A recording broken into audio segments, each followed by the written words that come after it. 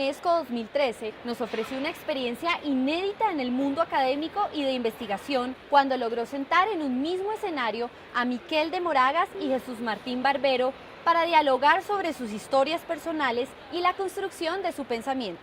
Los invitamos a que disfruten de este conversatorio. Oye Jesús, ¿cuánto tiempo sin verte?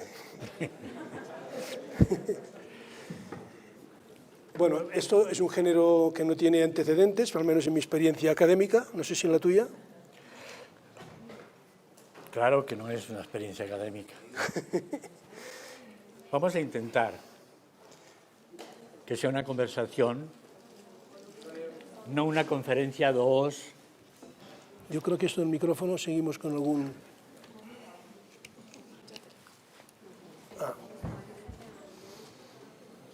Sí, con este. Espera, porque te quedas tú sin... Ahora sí.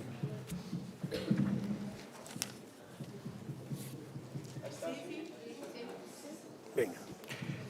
Bueno, decía que vamos a intentar una conversación entre amigos que no tenga reglas de juego ni explícitas ni implícitas. Y quiero comenzar, yo le he pedido a Miquel, lo único que le he pedido es que me dejara comenzar por aquello de habla el de casa, aunque ya sea al final de esta jornada de 3 días que ha tenido con ustedes Miquel, porque creo que es bueno lo que un amigo de hace más de 30 años ha convivido con Miquel y que no aparece en las hojas de vida ni en las bibliografías. El año 1981 yo me fui a España a hacer lo que llamé mi experiencia posfranquista con mis hijos pequeñitos y llegué a Madrid, a la Complutense, que me perdonen si hay gente aquí que quiere mucho a la Complutense, pero yo tuve muchas dificultades. Aquí está uno de los pocos con los que yo conversé en la Complutense ese año, José Luis Piñuel. Con él y Santiago Montes fue con los que realmente conversé. Era un momento muy difícil, era un momento muy confuso. Las izquierdas se parecían a las derechas demasiado. Tanto que se confundían y se juntaban para elegir a sus propios candidatos. Y realmente, para mí fue una sorpresa. Un día, Miquel de Moragas me llamó por teléfono.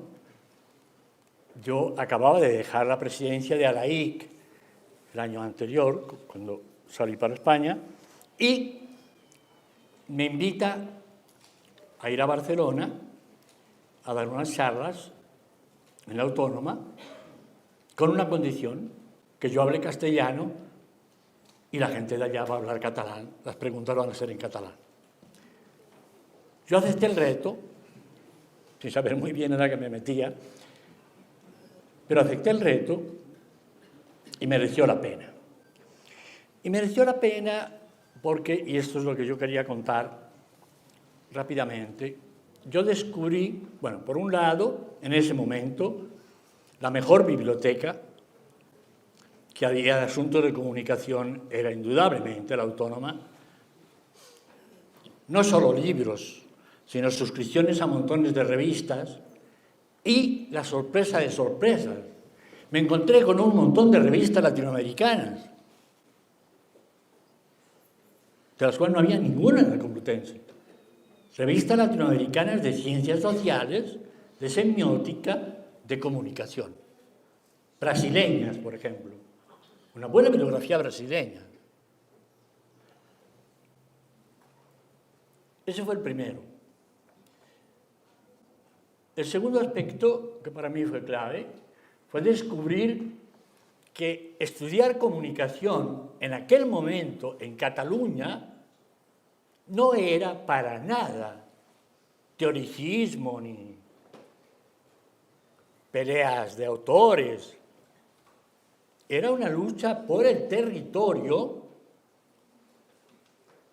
y realmente la radio y la televisión local fue un proyecto político en el que Miquel tuvo mucho que ver, porque la investigación Miquel dirigió desde el comienzo de la democracia, entre comillas,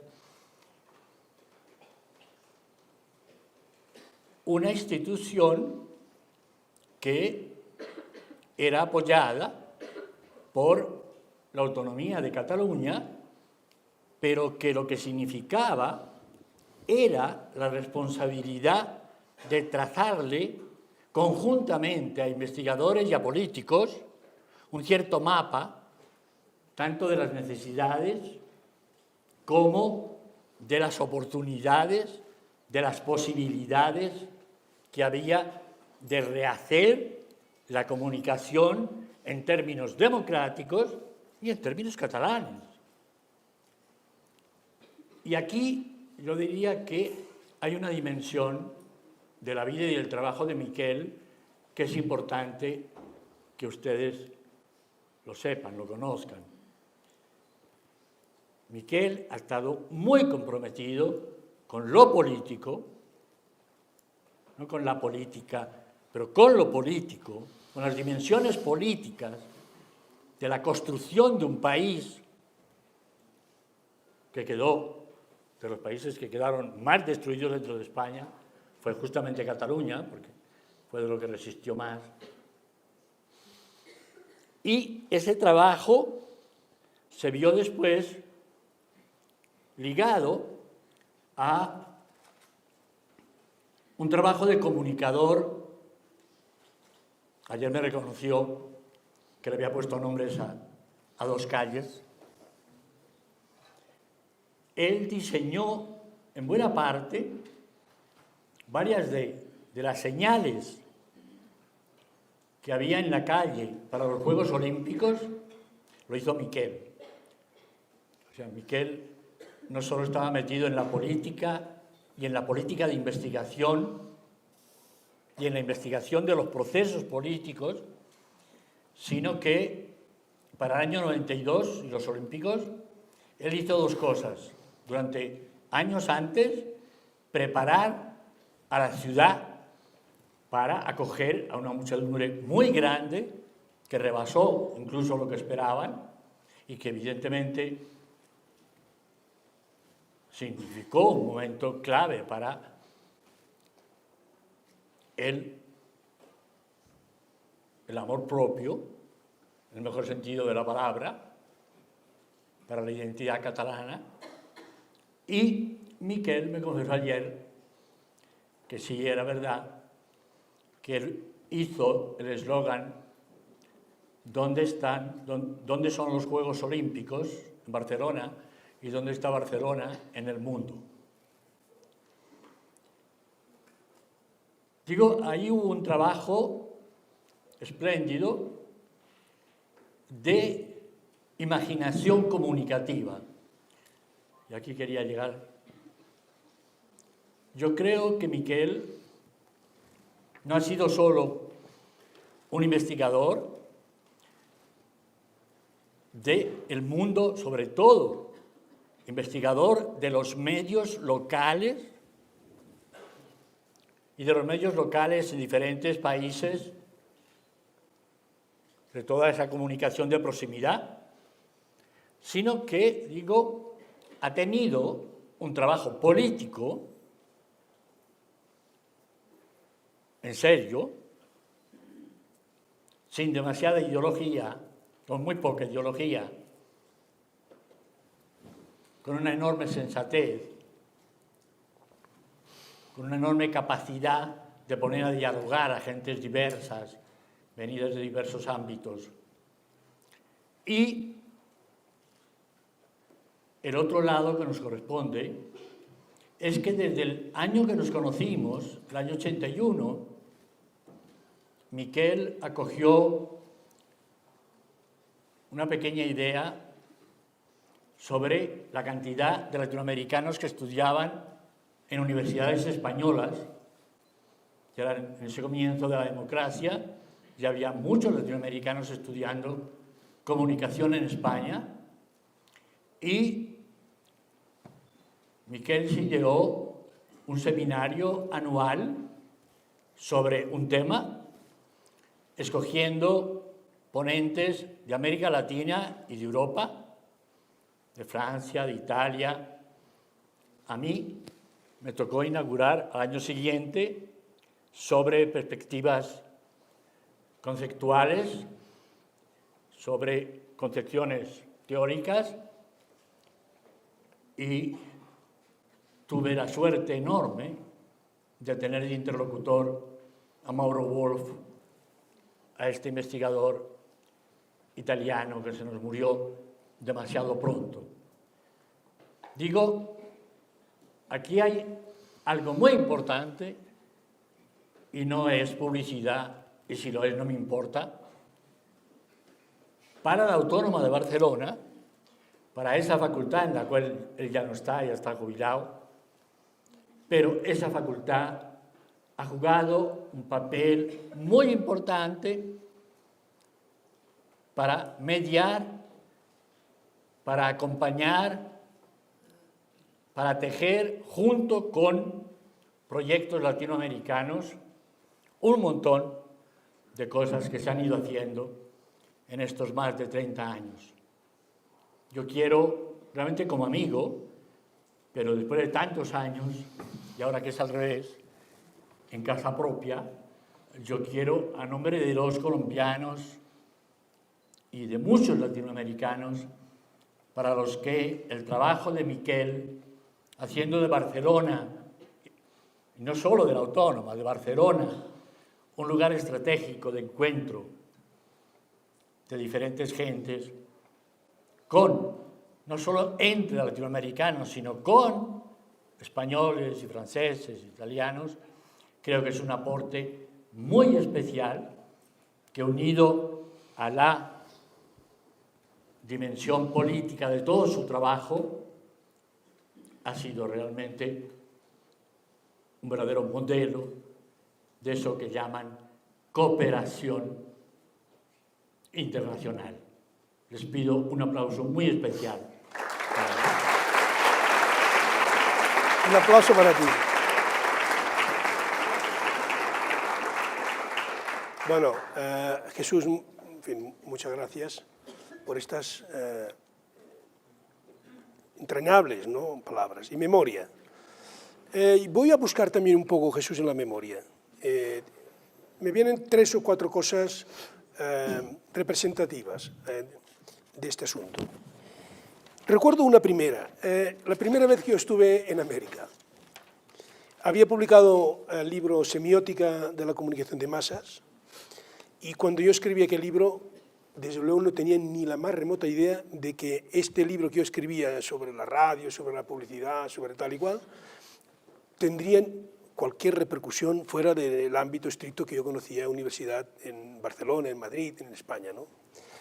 Y entonces fui por primera vez a un congreso de la IAMCR. La IAMCR o la IERI ha sido un magnífico lugar de encuentro para facilitar la cooperación, y en el ascensor subían dos chicas jóvenes, yo también lo era entonces, ¿no?, y vieron mi cartelito que ponía Miquel de Moragas. Y dije, tú eres Miquel de Moragas. Yo pensé, ¿y cómo me sabe quiénes son estas señoras, no?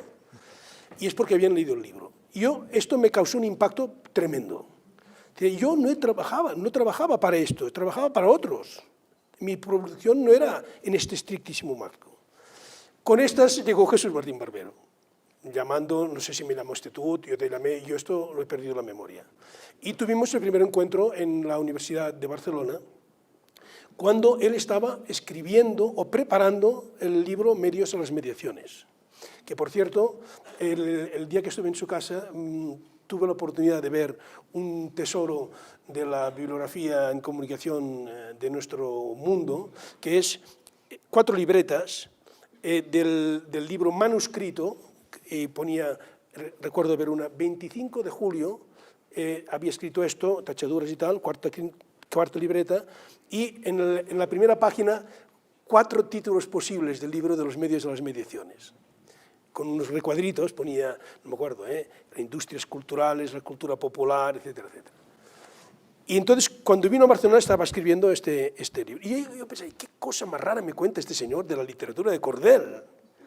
Y de las culturas populares y de los mercados. Esta mañana lo mencionaba. Nos abrió el campo de las mediaciones, después de los medios de las mediaciones. Y luego tengo otro recuerdo muy entrañable, que lo cuento porque esto es una conversación de explicar algunas anécdotas, esto no está ni en libro ni en ninguna parte, ¿no? Nos encontramos en Cali para discutir el título del libro de los medios de las mediaciones, cuando ya estaba casi al final de la producción del libro, y Jesús nos explicará cómo fue que encontró este título maravilloso, porque yo creo que es imposible encontrar un título mejor que el que encontraste para medios de las mediaciones. Pero fíjense que él dice que nosotros hemos hecho una tarea bueno, yo no diría de apoyo, diría de reconocimiento, pero es que debe ser muy ciego aquel intelectual europeo que no se interesa por la producción teórica latinoamericana. Es que yo no lo comprendo, o sea, si no lo hace, peor para él, a no ser que lo que pretenda es hacer puntos en el currículum académico y no interpretar la realidad, ¿no? Estos son un poco mis lejanos recuerdos, pero luego diría que Jesús ha sido un puente.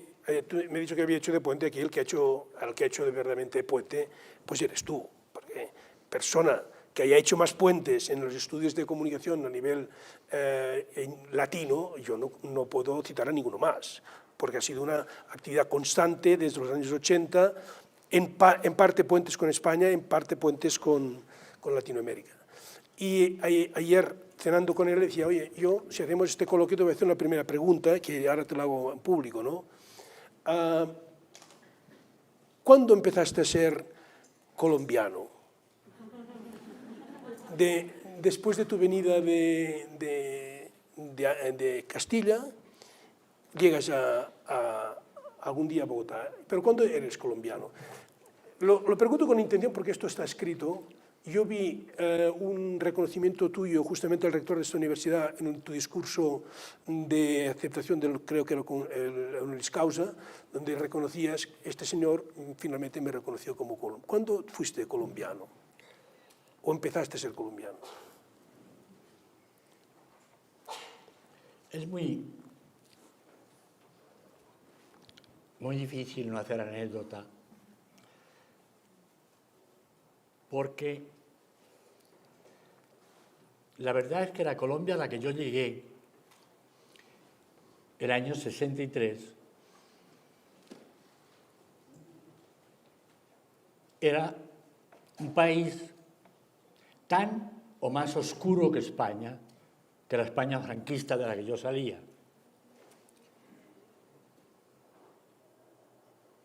Era un país muy difícil, con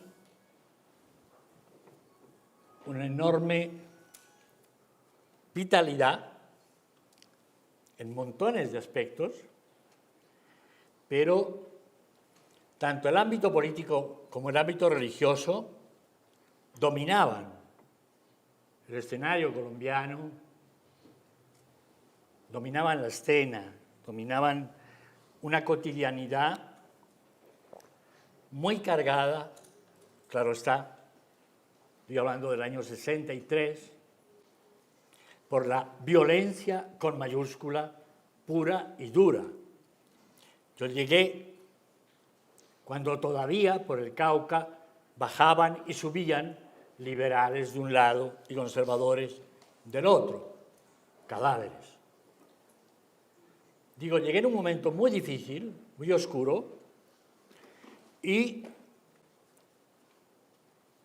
tardé mi tiempo, yo diría que mínimo la mitad del tiempo que estuve, los primeros 5 años, en descifrar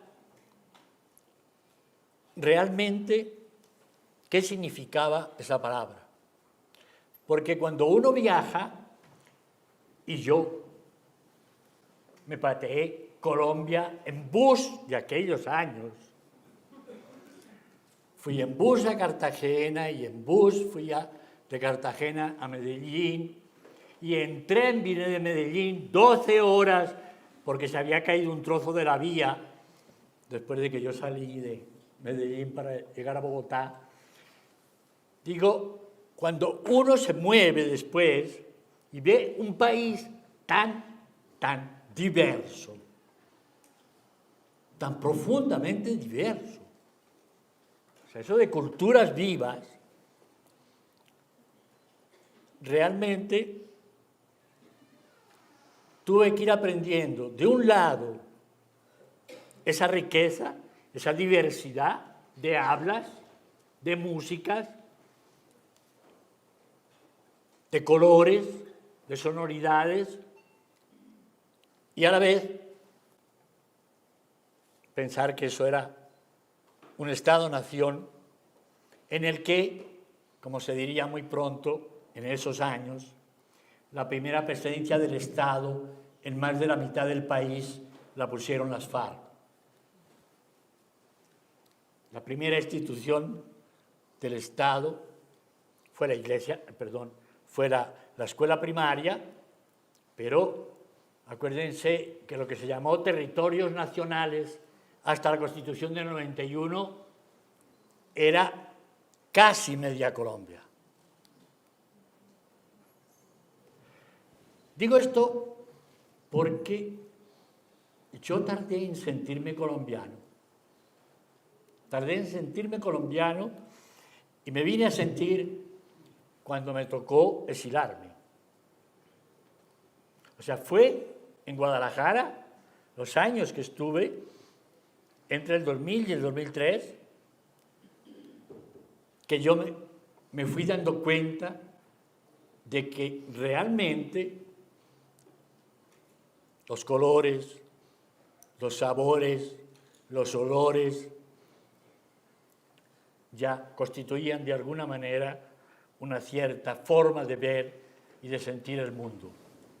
Pero, como dije en un pequeño texto con el que yo respondí, agradeciendo al Ministerio de Relaciones Exteriores el año 2004, cuando me dieron la nacionalidad colombiana, dicho sea entre nosotros, a la tercera fue la vencida. Lo había intentado 2 veces antes y me perdían los papeles en el ministerio. Pero bueno, la tercera fue la vencida. Yo terminé dando las gracias a Colombia por haberme hecho latinoamericano. Esta fue mi fórmula. Realmente he tenido la suerte de poder viajar mucho por América Latina y vivir de cerca este mundo espléndido, tan diverso, que hay entre Ecuador y México. Y si damos el brinco al otro lado, ¿qué hay entre México y Argentina? Bueno, montones de nietos de exilados. Ahora hay toda una generación de exilados, de nietos de argentinos que son mexicanos. Pero lo que quiero decir es que yo nunca vi la nacionalidad como algo que se oponía a otra nacionalidad. Nunca lo sentí como algo que cogía y dejaba, porque eso no es así. Uno no se quita y se pone aquello de lo que está hecho. Lo que sí es que realmente lo que más le agradezco a la vida es que Colombia me hiciera latinoamericano. Es decir, me pusiera aquí y me metiera en este mundo que digo, está empezando también, en algún sentido, está empezando también a tener un reconocimiento no solo de su folclore, no solo de su pasado, sino de su investigación social y de su investigación en comunicación. Creo que realmente no tenemos por qué mirar con ningún complejo lo que se está haciendo en nuestras universidades, porque la manera como el capitalismo está cooptando los estudios de comunicación no es algo que pase solo en América Latina, está pasando en todo el mundo. Y vemos, por ejemplo, en Estados Unidos, cómo hay voces que empiezan a plantear muy en serio la necesidad de rehacer lo que han sido los estudios norteamericanos de comunicación, ellos que pusieron de alguna manera el nombre de ciencias de la comunicación. Digo, empieza a haber un reconocimiento muy, muy ancho a que sin dialogar con América Latina es muy difícil entender el mundo de la comunicación hoy. Jesús, esta frase sintética, Colombia me hizo latinoamericano, me parece que reúne la esencia de muchos de tus trabajos teóricos. Por ejemplo, tú hablas de la identidad cultural, hoy se crea y se forma en la conectividad. La identidad no es algo que se busca en las raíces del pasado, sino que se busca, se encuentra en el diálogo con los otros o con el otro, y tanto en temas territoriales y culturales como individuales, ¿no? Es decir, que esta frase sintética, Colombia me hizo latinoamericano, digamos, resume este pensamiento de Jesús. Pero es que además resume un poco el sentimiento, la forma de vivir, porque en la globalización, estamos viviendo esta cuestión de la globalización, se va descubriendo que lo global no es sino una intersección de nodos. En este sentido, yo veo algún paralelismo, claro, entre tu obra y algunas de las mejores ideas de Manuel Castells sobre sociedad en red y sobre globalización. Por otra parte, si me permites que vaya avanzando algunos de los problemas teóricos que también me gustaría comentar, un poco ya desubjetivizando la conversación,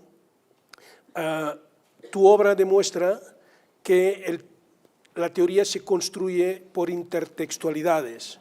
Me impresiona mucho esta frase tuya de la revoltura, porque es una expresión que es bastante tuya, la revoltura de Gramsci con Paul Ricoeur, con Bourdieu, con Adorno también, y con Walter Benjamin, que es un tejido de intertextualidades, ¿no? Entonces, un poco mi pregunta para progresar sería, hoy en la actualidad, como este ejemplo que partía de Colombia versus Latinoamérica, nodos, relaciones, ¿cómo ves tú el panorama para recomendar a los alumnos? ¿Cómo debemos comprender el campo de estudios de la comunicación? El primer día yo defendía que ante el dilema, estamos ante una disciplina o un campo de estudio, decía que no hay ninguna salida digna a esta pregunta, sino decir las dos cosas a la vez. ¿Tú cómo ves esto?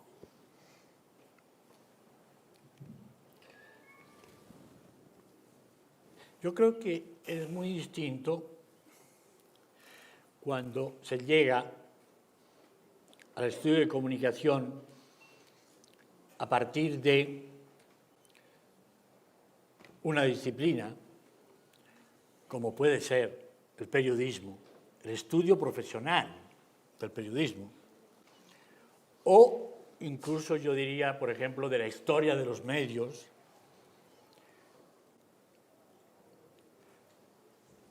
o incluso de hoy, más cercano, de las transformaciones tecnológicas hoy. Pero cuando se viene de la filosofía, cuando uno se ha pasado una cierta cantidad de años de su vida estudiando filosofía y estudiando semiótica y antropología, uno llega a comunicación y lo que vive es lo que me pasó, tal cual. Lo que vive una persona así, y encontró varias, es la comunicación, es algo que hace la gente. Mi punto de entrada fue, los que se comunican son los padres con los hijos, unos hermanos con otros, o no se comunican. A veces es más significativa la no comunicación que la comunicación. Oye, que estos no se hablan con esa parte de la familia, ¿sí? O sea, mi entrada fue etnográfica elemental, ¿sí? Comunicarse es tener en común, es poner en común, es contar, es narrar. Eso lo hacen los seres humanos. O sea, eso es la clave del lenguaje, de la complejidad del lenguaje humano. Entonces, yo recibí con mucha extrañeza la manera como en América Latina, empecé a leer textos, yo había leído ya, preparando mi tesis de doctorado, 2 años en París, yo ya había leído unos cuantos libros, es decir, 2 de Liceo Verón y otro que se había hecho, el de Pasquali, que fue justo el año 70, el primero, comprender la comunicación. Entonces yo veía una hegemonía, aunque se pateaba contra ella, pero había una hegemonía que yo no entendía que en Bolivia o en México realmente ese pensamiento norteamericano fuera tan importante, tuviera tanto sentido. O sea, para mí fue una extrañeza encontrarme que desde el comienzo, o sea, desde fines de los 60, comienzos de los 70, el interlocutor era el pensamiento hegemónico norteamericano. Porque, además, cuando yo regreso de hacer mi doctorado, si había un personaje latinoamericano famoso en el mundo, se llamaba Paulo Freire. Estaba traducido a todos los idiomas. Tenía una sede en Estocolmo, otra sede en París, otra sede en Argelia. O sea, si había alguien que estaba pensando la comunicación y nombrándola en términos de historia latinoamericana, el pueblo mudo, el pueblo sin palabra. Y cuando le han robado la palabra, pueden hacer con él lo que quieran. Entonces, mi entrada fue básicamente etnográfica y por eso mi primera investigación fueron plazas de mercado comparadas con los Carullas, el cementerio central comparado con el del norte, cómo caminaba la gente en la séptima, desde la Plaza Bolívar hasta la 19, donde estaba el ángel de Buñuel, que no dejaba pasar a los sectores populares de la 19, comparado con la 15, el lago, que empezaba a ser el centro comercial de Bogotá, por la 15, entre la 80 y la 100. ¿Cómo caminaba la gente? ¿Cuál era la prosemia de los cuerpos? Realmente esto fue lo curioso. Yo puse a leer a mis alumnos y alumnas en mi primera facultad, la Tadeo Lozano, puse a leer a Gray Maas, a Umberto Eco, a Roland Barthes, pero era una revancha realmente contra los únicos interlocutores que tenía el pensamiento latinoamericano, que eran norteamericanos.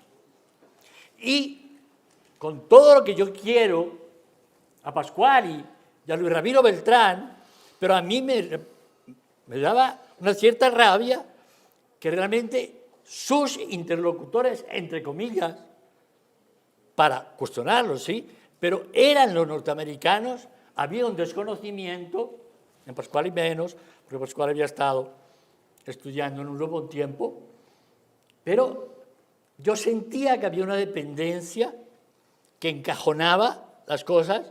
¿A dónde las llevó? ¿Cuál fue? Y es por esto es conversación libre. Esto yo no lo he dicho en público, pero lo he escrito varias veces. Nos llevó al callejón sin salida del funcionalismo marxista. Acabamos en un funcionalismo marxista. Hoy lo veo clarísimo, no había otra. Si nuestro interlocutor de verdad eran los gringos, que eran los que sabían de comunicación, que era donde aspiraba a ir la gente a estudiar, porque ellos son los que saben de medios. Entonces, evidentemente, lo que tuvimos fue un funcionalismo de izquierda, un funcionalismo marxista, muy pronto, muy pronto. Y los que quedamos ahí, seguimos estando en la duda de que eso no era ni lo uno ni lo otro, ni el análisis cuantitativo de cuántas veces se repetía una palabra en tales editoriales de tal periódico, porque ¿cuántos latinoamericanos leían periódicos? Y a mí siempre me importaron mucho, mucho la mayoría. A mí me ha importado mucho la mayoría. En eso soy muy gramsciano. A Gramsci le obsesionaba lo que sentía la gente del común. Lo que sentía, lo que no sentía, lo que entendía, lo que no entendía, era tan importante como lo que entendía. Y en ese sentido, digo, yo, en mi primer libro, Comunicación masiva, discurso y poder, le di el debate a ese marxismo funcionalista y me la cobraron, y me la siguen cobrando. Los que construyeron el marxismo funcionalista me la cobraron, indudablemente. Sí, Jesús, los que estuvieron conmigo esta mañana les sonarán algunas ideas comunes, porque yo esta mañana, Jesús, he estado explicando un poco las aportaciones básicas del pensamiento o del punto de vista latinoamericano, me gusta incluso decir más, en comunicación, y hacía referencia a la necesidad de deconstruir el pensamiento nacido de la Mass Communication Research y el esfuerzo que hicieron algunos padres fundadores, entre los cuales te cuentas tú, ¿no? Y yo pienso que estos nombres que tú has mencionado, creo que también Luis Ramiro Beltrán en un momento determinado hace un planteamiento en un artículo que yo publiqué en un libro de sociología sobre crear un pensamiento comunicativo propio que responda a las problemáticas de desarrollo. Por la época estaba en Bogotá, en Colombia, Everett Rogers, explicando cómo se tenía que educar a los campesinos. Y luego se plantea aquí un problema que en Europa cuesta mucho entender, y en Estados Unidos seguramente un poco más. Y es que la realidad comunicativa de los países occidentales más ricos, para decirlo rápidamente, tienen un tejido comunicativo muy cercano al sistema mediático. Y queda fuera de este sistema otros elementos. Por esto yo les decía esta mañana, se acordarán, que cuando yo llegué a América y escuchaba a Jesús, me sonaba raro que me hablasen de cementerios, o que me hablasen del mercado, o que me hablasen de cómo se camina por la calle. Pasado el tiempo, te diré que cada vez más sin duda influido por este pensamiento latinoamericano, me voy moviendo hacia temas de interés simbólico que no excluyen, sino que incluyen a los medios, pero que son más amplios. No sé si es una casualidad de la vida, pero en el momento en que me jubilo como catedrático de universidad, se me ocurre iniciar como tarea investigadora el ámbito de la simbología en la ciudad, y estudiar los monumentos, estudiar la movilidad de la gente, los turistas, la calle. Esto yo creo que es por influencia latinoamericana. Pero sí que, volviendo al tema histórico, he dicho esta mañana también que la influencia norteamericana está programada, es decir, Wilbur Scrum no es un profesor autónomo que circula por América, no, es un representante orgánico del difusionismo que recala en el primer CIESPAL. Y yo he explicado muchas veces que en España tenemos conocimiento del funcionalismo de la Mass Communication Research a través de las publicaciones de CIESPAL. Y nosotros también hemos de hacer un proceso de construcción de este pensamiento. Pero, claro, Perdóname una anotación a lo que acabas de decir, para que no se me olvide, porque es clave.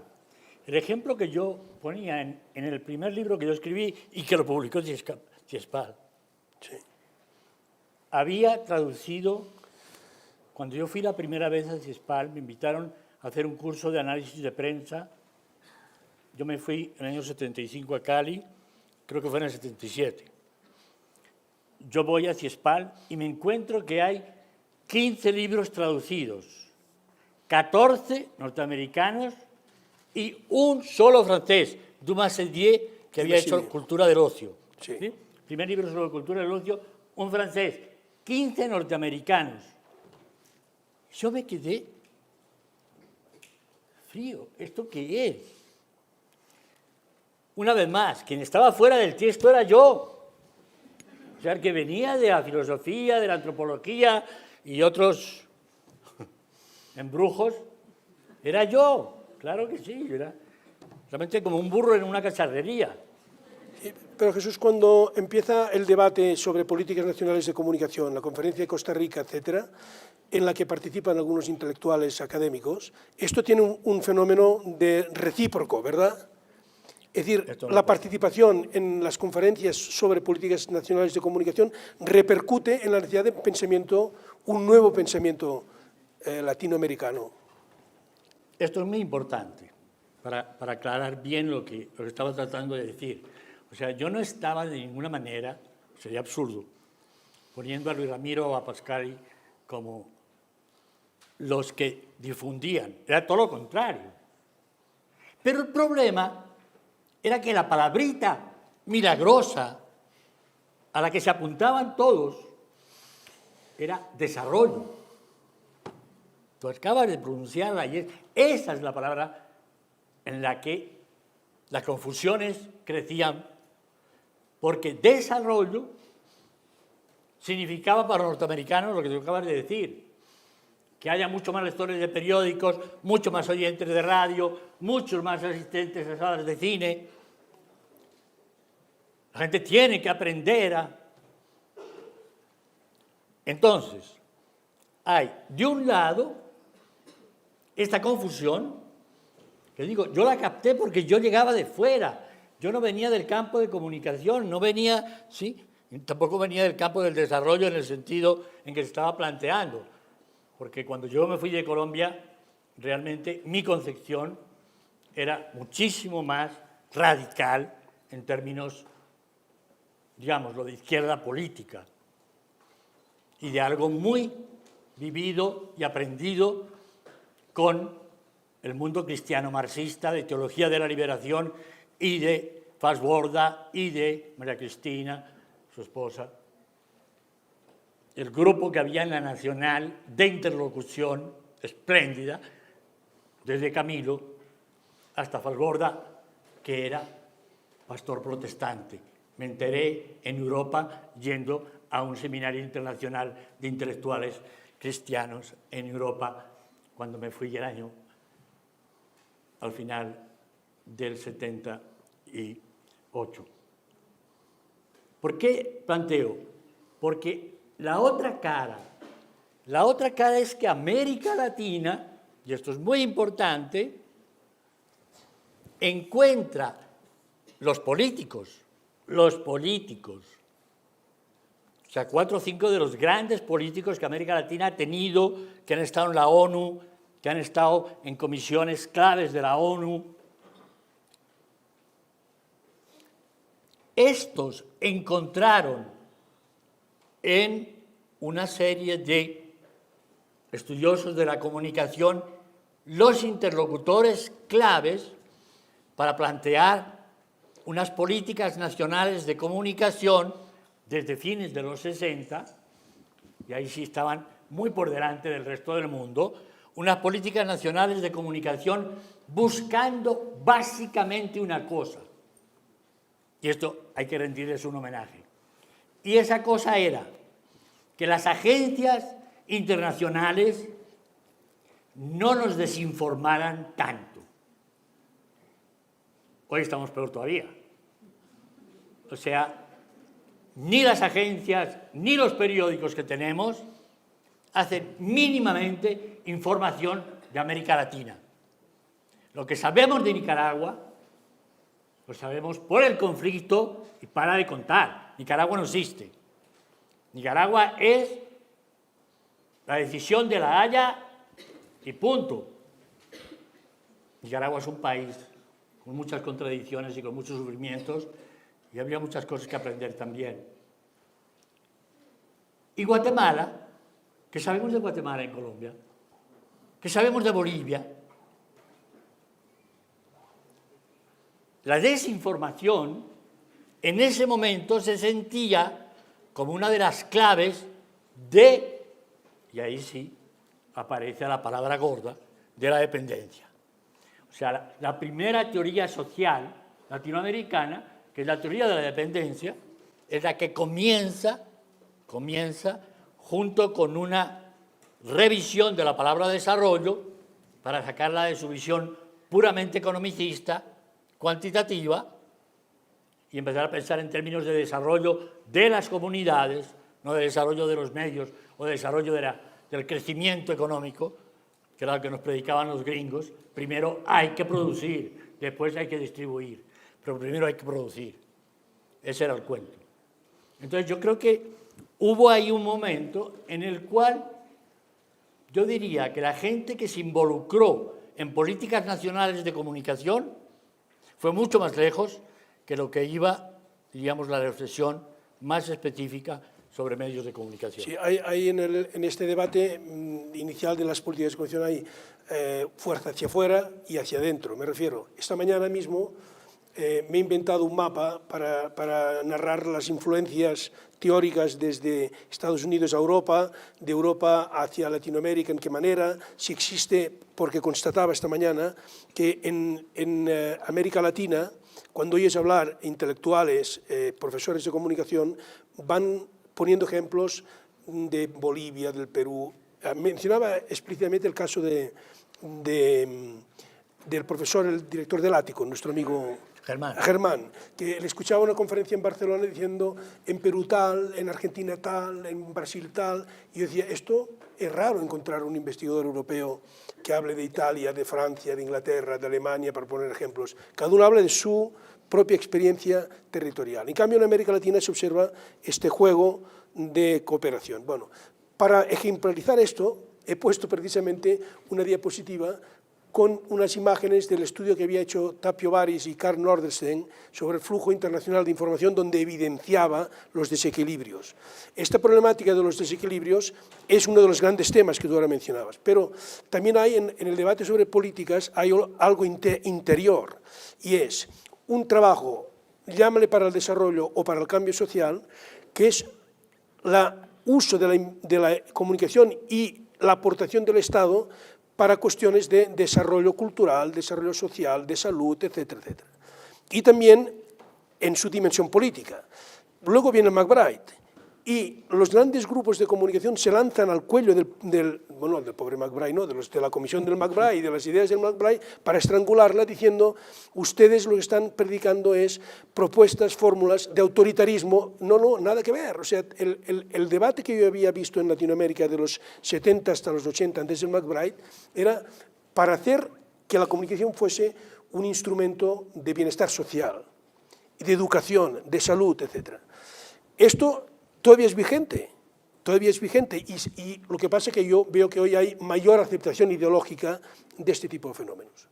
Porque además hay otra cuestión, yo quisiera introducir otro tema, porque si no nos va a ir el tiempo muy rápido, y hacerte la siguiente pregunta y comentario. Y luego desordenamos como queramos el tema, ¿no? Cuando yo conocí a Jesús Martín Barbero me impresionó bastante, me hizo pensar bastante que él aportaba una revisión del concepto de recepción de la comunicación y lo sustituía por una preocupación por la apropiación. No sé si me estarás de acuerdo en este análisis. Mientras los sociólogos británicos estudiaban muy bien y muy a fondo los usos de la comunicación, la televisión, financiados básicamente por la BBC, aquí aparecían unos estudios sobre cómo usaban las personas la comunicación. Y Jesús Martín Barbero me propuso, yo no sé cómo fue, que viniese a Barcelona una alumna tuya que se llama Sonia Muñoz, que trabajaba en el consumo, la recepción de las telenovelas por parte de gentes pobres, mujeres pobres de aluvión. Entonces, esto es una aportación básica de la obra de Jesús y de otros autores latinoamericanos. Pero en la actualidad me parece que se está produciendo un reclamo muy urgente, es pasar de la recepción a la apropiación, y ahora estamos en una fase de pasar de la apropiación de los contenidos recibidos a la apropiación de la producción de contenidos. Esta mañana yo he visto aquí en el ático, me ha parecido una cosa fenomenal, ver un aula donde se enseña a niños a manejar los instrumentos aparentemente tecnológicos tan complejos, o cuando me explican que ático ayuda a producir programas de vídeo a comunidades indígenas. Es un proceso, un ejemplo de cómo el problema que hoy nos planteamos es el de la apropiarse de la capacidad de producir. Tú que has trabajado tanto en la apropiación de la recepción, ¿cómo ves lo que digo de la apropiación de la producción o empoderamiento? A ver, creo que esta pista que plantea ahora Miquel, me parece que es de fondo. Y de alguna manera diríamos que viene a acabar de desordenar lo que fue el viejo paradigma. O sea, pensar hoy Facebook, desde emisor, mensaje, receptor, ¿sí?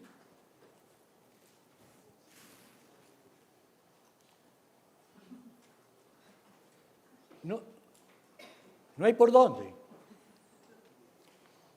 Es evidente que hoy la gente, mucha gente, produce más que lo que consume en términos de comunicación.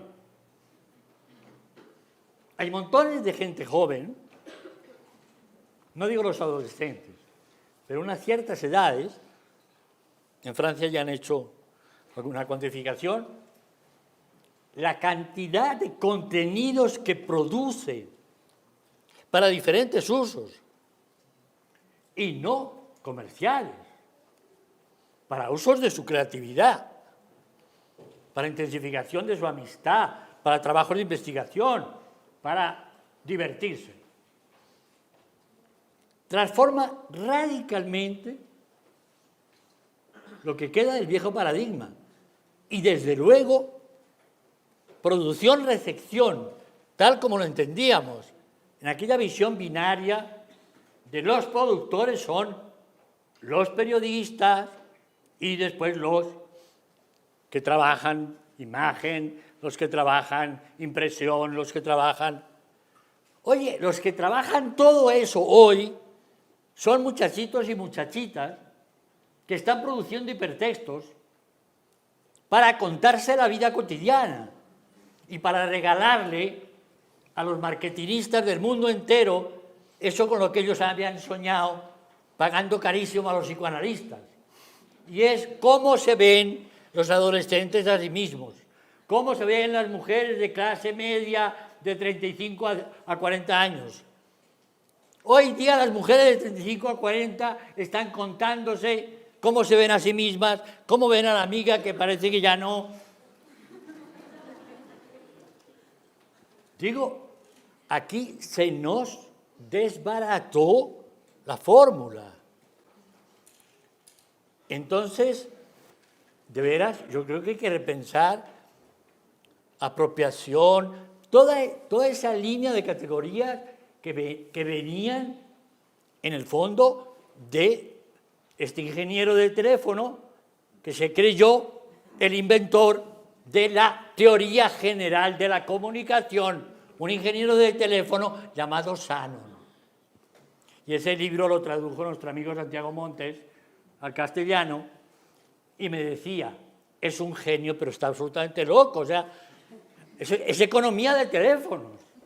Lo que él encuentra es que el problema es el ruido y la redundancia, la cantidad de veces que decimos, ¿me oyes?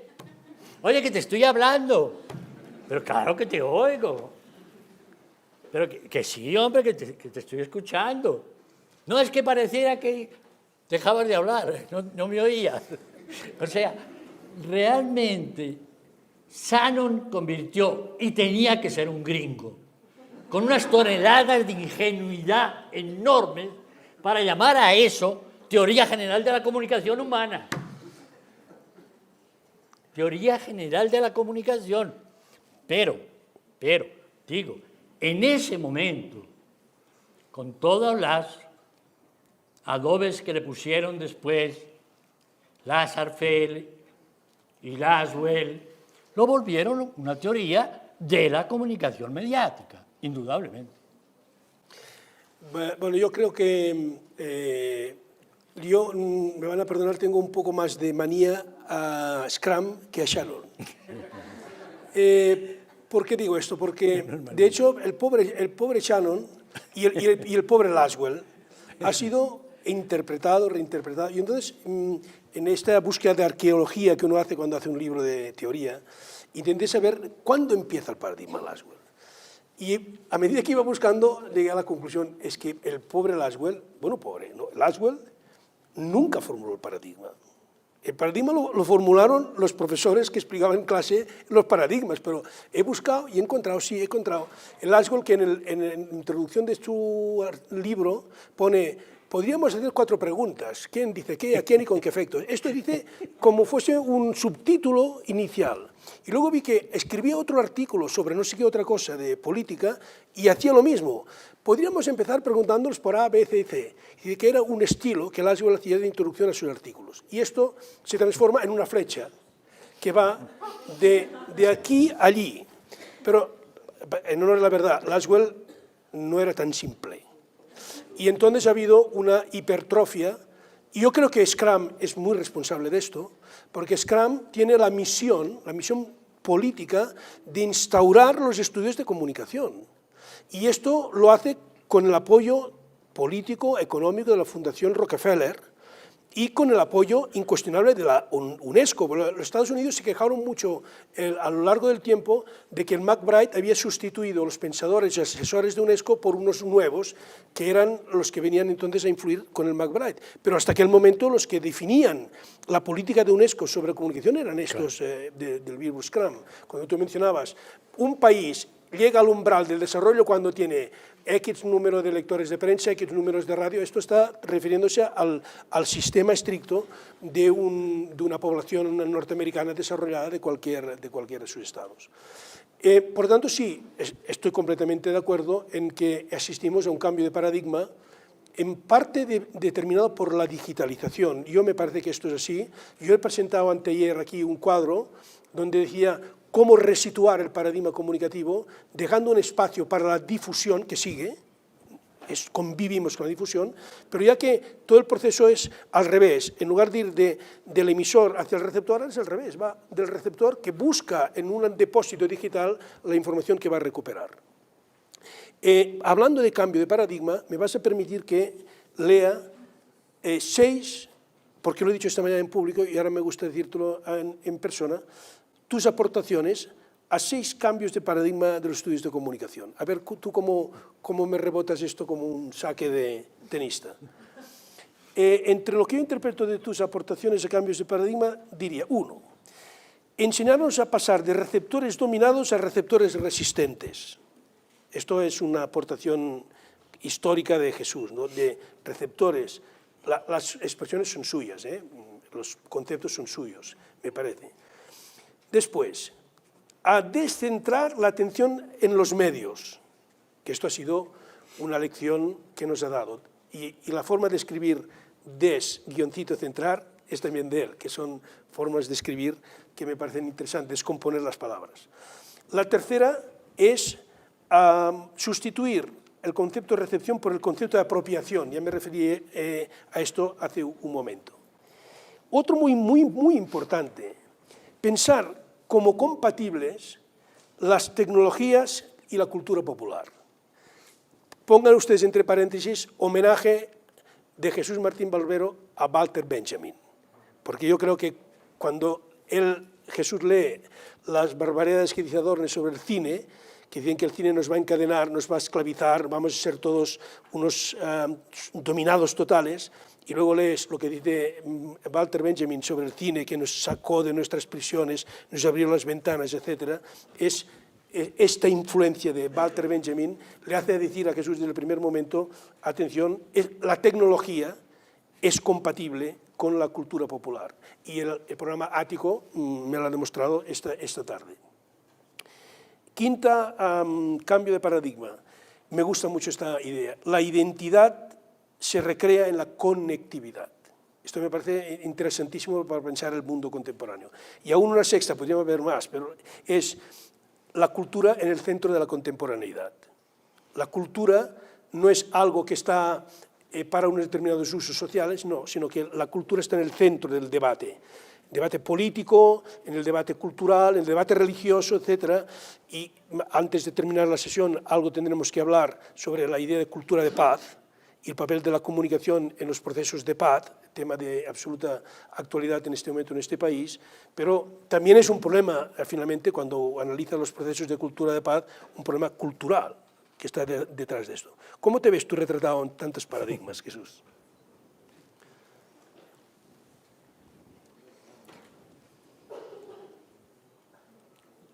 Pues, básicamente, el punto de partida fue, como les dije, en el fondo, una ingenuidad, que fue pensar que comunicación, a lo que se refería, era a los seres humanos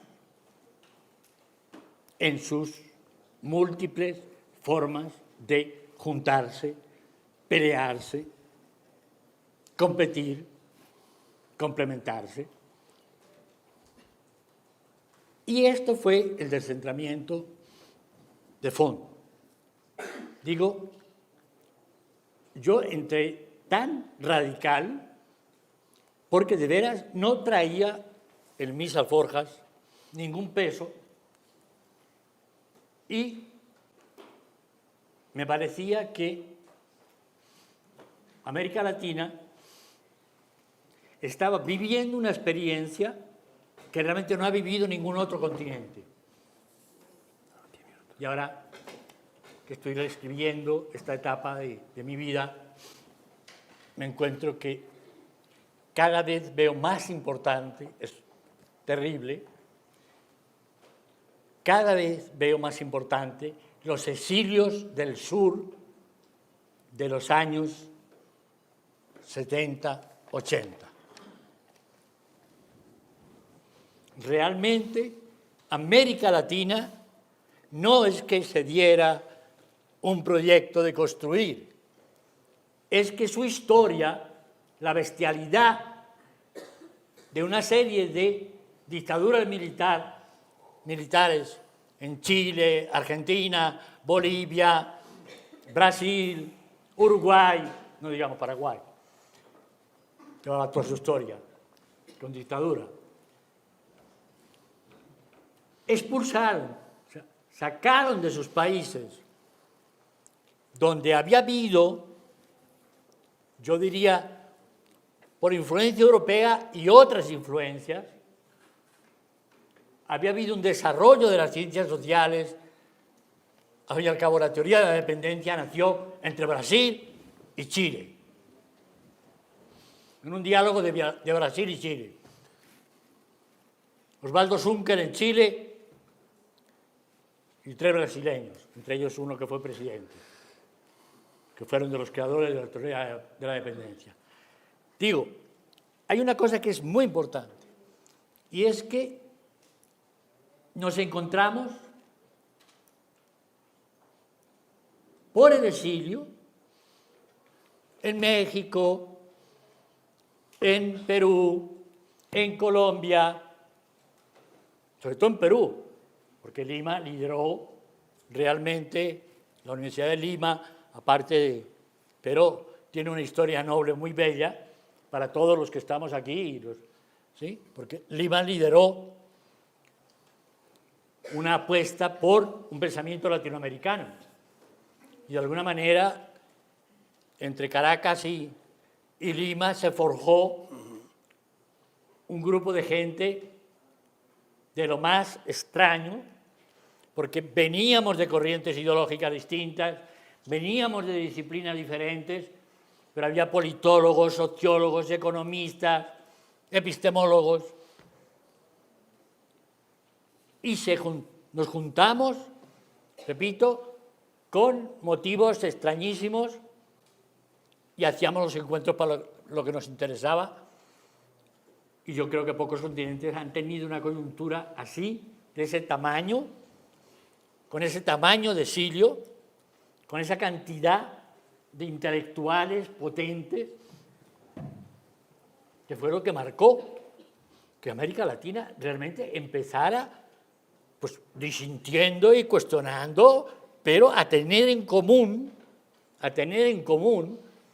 yo creo que en parte, diríamos, nos había dejado ya colocado un cierto piso la teoría de la dependencia, y a partir de la teoría de la dependencia se empezó a construir toda una serie de descentramientos, empezando por ese de que los medios son muy importantes, los medios son poderosos, pero no tanto como ellos se creen, y hay otras dimensiones que hay que entender tanto o más que el poder mismo de los medios.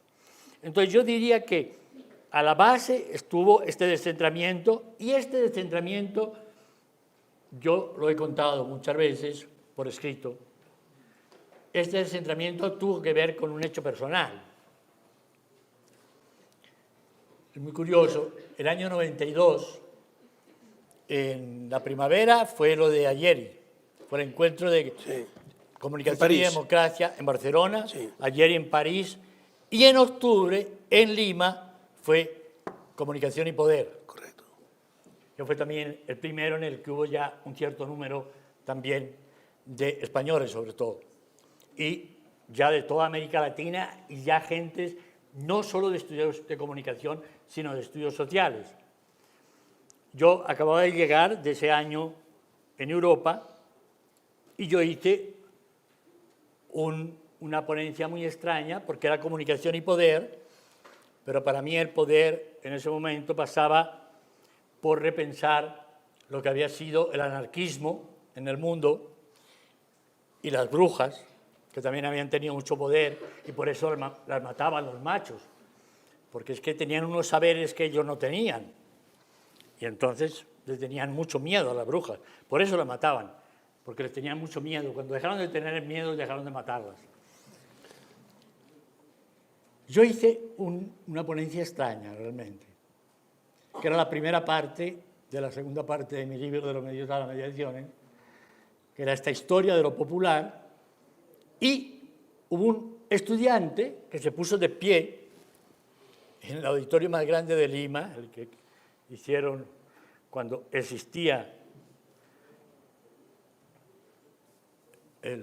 la Unión Andina, y me preguntó: oiga, ¿usted cuál es su obsesión con lo popular? Aquí todo el mundo ha hablado de nuevas tecnologías, de satélites, de antenas parabólicas, de rediseños de no sé cuántas. ¿Y usted nos viene a hablar de los anarquistas y de las brujas? ¿Cuál es su obsesión con lo popular? Y yo respondí de la manera, otra vez, como un burro en una cacharrería. Respondí, me quedé en silencio unos segundos, respondí, ¿sabe? Quizá es un secreto homenaje que yo le hago a mi madre. Y se quedó esa sala absolutamente durante un buen rato en silencio. ¿Sí? ¿No? Tenemos, para que entiendan. tenemos pocos minutos. ¿Sí? No, le digo que Jesús, me han avisado hace unos minutos que teníamos pocos minutos. Y yo quisiera hacerte hacer una pregunta, pedir tu opinión. Estos días aquí hemos estado hablando mucho sobre el papel de la comunicación en la información de conflictos, en los problemas de la construcción de la paz, etc. Y alguien me pidió que tratásemos también ese tema en esta conversación, sobre cuál es el papel que correspondería al ámbito académico, al ámbito de estudios, a propósito de la situación y la aceleración, si es posible, de los procesos de paz. Esto tú lo has hablado y lo has dicho muchas veces, seguramente hoy es una hora un poco más intensa para volver a hablar de esto. Sin duda, creo que es un momento de oportunidades para los investigadores de comunicación y para muchos periodistas que conciben su trabajo periodístico como un trabajo de investigadores también. El momento que está viviendo la negociación de paz en La Habana, algunos nos llamarán ilusos. Yo vuelvo y cito a Benjamin: sin esperanza los humanos no sabemos vivir, pero la esperanza se nos da a través de los desesperados. Yo creo que este país tiene demasiados desesperados y a muchos desesperados más esperanza. Yo sí creo. Por supuesto, como cualquier negociación humana, puede quebrar en cualquier momento. Lo que quiero decir es, comunicadores, periodistas, investigadores, atención, vivimos un momento en el cual hay dos tareas, para mí, claves. Una es que los comunicadores hagan un esfuerzo serio por dejar de usar los medios para meter miedo a la gente. Colombia no solo tiene muchos desesperados, tiene demasiado miedo. Vimos el susto que le pegó al gobierno el levantamiento de los campesinos. Duró 8 días. Es un país muy sumiso. Para mí, de los países grandes, el país grande de América Latina más sumiso, con más miedo, es Colombia. Y el miedo tiene mucho que ver con el masaje, especialmente de la televisión, la manera como la televisión se ha representado el conflicto. Yo tengo los estudios que hizo Jorge Iván desde su tesis de maestría aquí en la Javeriana,